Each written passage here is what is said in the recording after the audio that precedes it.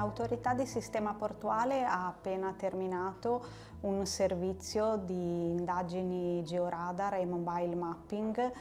quindi sostanzialmente una campagna di indagini di rilievo che hanno consentito di ottenere un digital twin dell'apparato dei sottoservizi che sono presenti sotto la sede della viabilità portuale.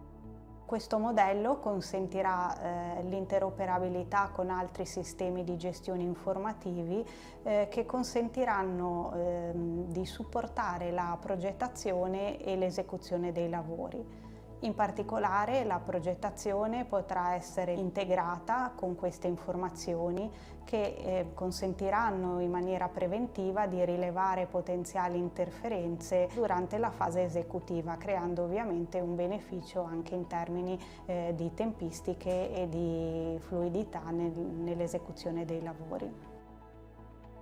Questa attività, che è stata svolta sia nel porto di Genova che in quello di Savona e di Vado, è stata realizzata attraverso l'utilizzo di particolari strumentazioni consistite sostanzialmente nell'utilizzo del georadar per ottenere appunto la mappatura di tutto ciò che è in sottosuolo, quindi di tutte quelle linee elettriche fognarie che troviamo appunto sotto la sede stradale, mentre per quanto riguarda il rilievo proprio della sede stradale e degli edifici o dei manufatti che sono prospicienti alla strada, abbiamo utilizzato un sistema LIDAR.